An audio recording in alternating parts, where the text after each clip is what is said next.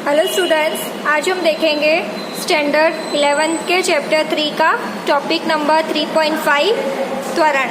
अभी तक हमने वेग, चाल, विस्थापन, पथ लंबाई, इन सब चीज़ों के बारे में बात करी है और अब इस वीडियो में बात करेंगे कि त्वरण क्या होता है।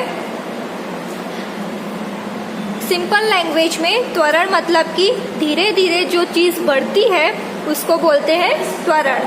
ठीक है, बढ़ना उसको नहीं बोलते, धीरे धीरे जो चीज़ बढ़ती है उसको बोलते हैं त्वरण। तो उसकी परिभाषा क्या होगी? जब किसी वस्तु का वेग समय के सापेक्ष बदलता है तो उसे त्वरण कहते हैं। परिभाषा को ध्यान से समझना कि समय के सापेक्ष जब वेग बदलता है उसको बोलते हैं त्वरण। जरूरी नहीं है कि वो बढ़ेगा, वो घट भी सकता है। समय के सापेक्ष वो बदल रहा है, चाहे बढ़े या घटे, तो उसको कहेंगे हम त्वरण। उसका सूत्र क्या होगा? A इज इक्वल टू, त्वरण को लिखते हैं A से, स्मॉल a, कैपिटल A यहाँ पे नहीं लिख सकते। A is equal to V2 minus V1। V2 यहाँ पे है अंतिम वेग और ये है प्रारंभिक वेग। V2 minus V1 upon T2 minus T1। तो हमने पीछे देख लिया है, V2 माइनस V1 को हम क्या लिखते हैं? डेल्टा V, और T2 माइनस T1 को लिखते हैं डेल्टा T। ठीक है, ये फॉर्मूला और परिभाषा क्लियर हो गई। अब ये चीज़ भी इम्पोर्टेंट है, यह एक सदिश राशि है।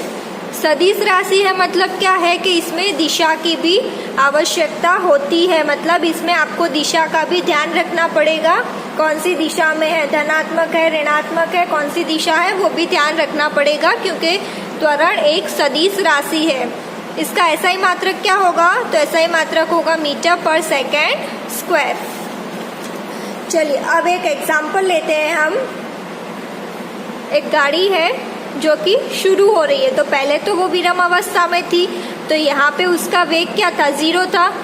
अब कुछ देर बाद यहाँ पे पहुँची तो समय भी बढ़ा और उसका वेग भी बढ़ेगा। आपने देखा होगा कि गाड़ी जब शुरू करते हो तो पहले धीरे धीरे धीरे शुरू होती है, फिर उसकी स्पीड बढ़ती है धीरे धीरे।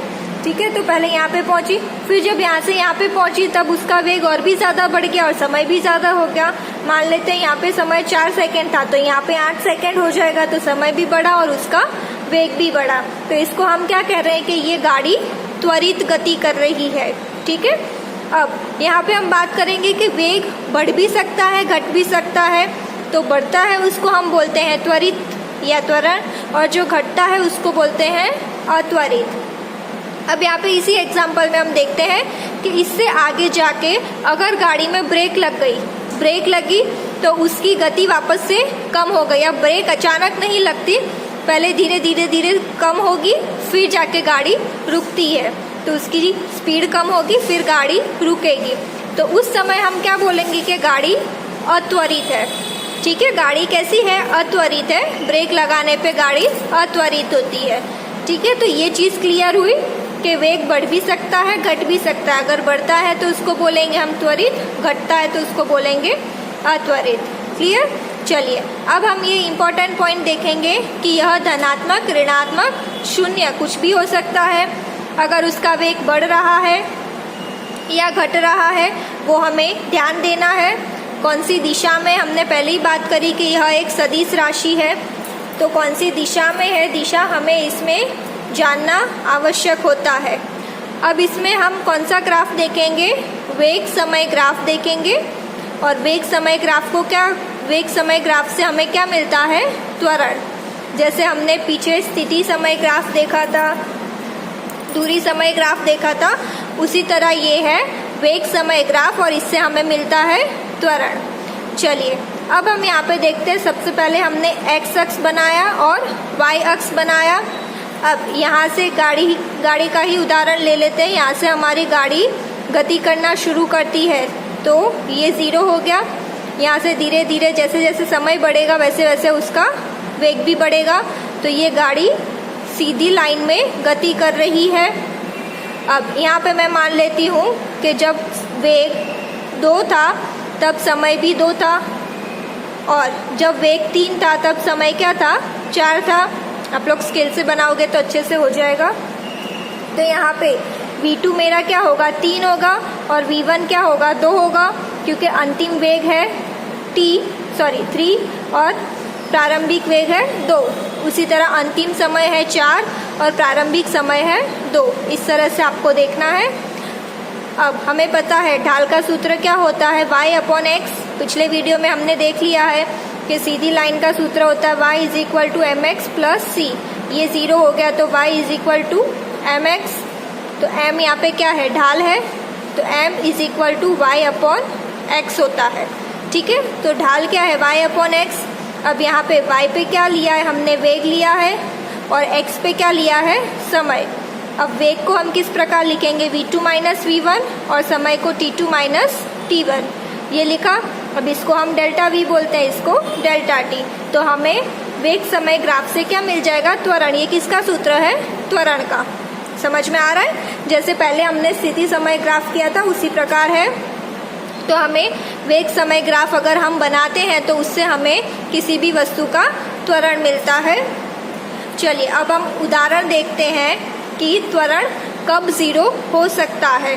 तो पहला है कि अगर हमारी कार विरम अवस्था में है तो उसमें कोई वेग नहीं होगा, वेग 0 होगा, तो त्वरण भी 0 होगा। या तो दूसरा इस प्रकार हो सकता है कि उसकी गति समान हो। अगर वो 2 किलोमीटर तक गई है हमारी गाड़ी, तो 2 किलोमीटर तक उसकी गति समान रहनी चाहिए। अगर गति समान होगी तो वेग उसमें अचर होगा।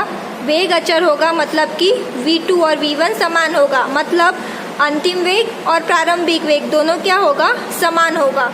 तो यहाँ पे क्या हो जाएगा, दोनों समान है तो हमारा त्वरण हो जाएगा 0।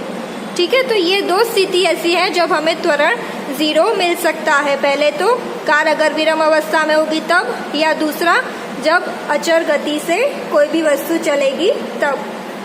अब पीछे हमने तात्क्षणिक वेग की बात करी थी, उसी तरह यहाँ पे है तात्क्षणिक त्वरण।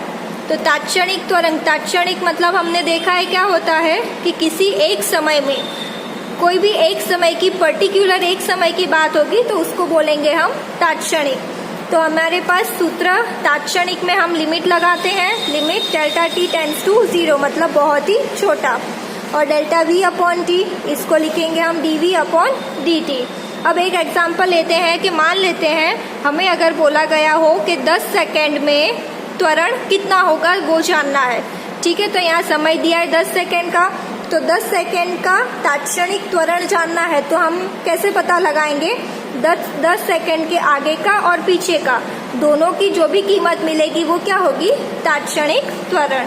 ठीक है, तो समझ में आ रहा है तात्क्षणिक मतलब कि उसी पर्टिकुलर समय का हमें त्वरण ज्ञात करना होता है। ठीक है, तो ये तो बात करी थी हमने त्वरण की। तो हमने अभी तक वेग है, त्वरण, पथ लंबाई, विस्थापन, ये सारी राशियों के बारे में पढ़ लिया है। नेक्स्ट वीडियो में हम इसका आगे का टॉपिक कवर करेंगे।